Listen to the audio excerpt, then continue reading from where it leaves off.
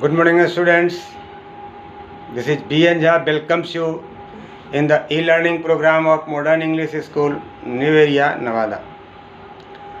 My dear students, in our previous video we have described about sound needs a medium to travel, and we have learned that sound cannot travel through vacuum. It needs a medium. It may be solid, it may be liquid, or it may be a gaseous medium. But sound needs a medium to travel. Without medium or through vacuum, sound cannot travel. Today, we are going to know about the characteristics of sound. A sound travels in the form of wave, and waves are characterized by frequency, amplitude, and speed. These are the characteristics of wave. But the characteristics of sound are pitch, loudness, and quality. To understand the characteristics of sound, we must know about amplitude, frequency of the wave. So, we will try to understand frequency and amplitude by a simple pendulum. Dear students, a simple pendulum consists of a small metal ball suspended along thread from a fixed rigid support such that the bob is free to swing back and forth. Here you can see on the board, this is the three part of a pendulum. This is rigid support, this is a long thread, and this is a bob, metallic ball. Here this pendulum is in rest, and when the bob is displaced from position A to B, position A is called mean position, B is called extreme position, and C is also called extreme position. So when the bob is displaced to B and let the bob free to swim, we find this bob travels to A and reaches to B. Again it gets back and reaches to B. So the motion of pendulum bob from one extreme position to other extreme position and back is called oscillation. The motion of the bob of a pendulum from one extreme position to another extreme position and back is called one oscillation.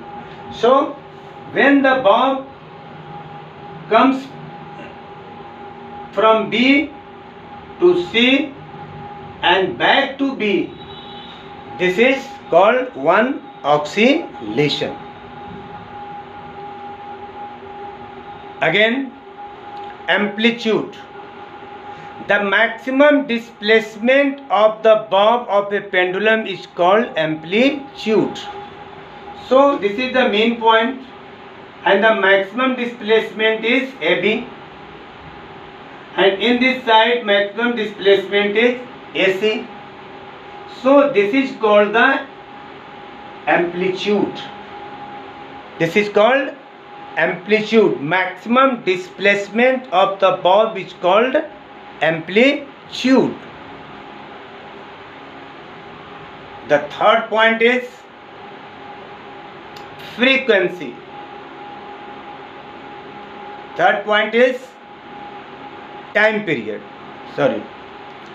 The time taken to complete one oscillation, that is from B to C and back to B. The time taken to complete one oscillation is called time period. Once again, time taken to complete one oscillation is called time period. So, time period, time taken from B to C and back to B is called time period. And time period is denoted by capital T. Its SI unit is second.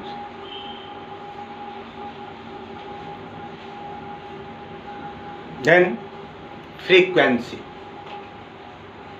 The number of oscillation per unit time. The number of oscillation per unit time is called frequency. The number of oscillation per unit time is called frequency. The number of oscillation per unit time is called frequency. That means how many times the bulb completes oscillation in 1 minute. This is called frequency. Once again, the number of oscillation per unit time is called frequency. Students, frequency is generally denoted by F, and F is equal to 1 by T. This is the formula of relation between frequency and time period. SI unit of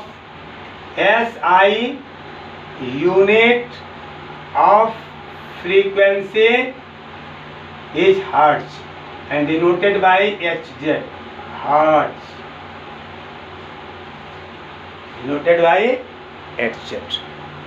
So, amplitude, time period and frequency are the important terms that must be understood before to understand the characteristics of sound, and we will discuss the characteristic of sound, that is pitch, loudness and quality, in our next video.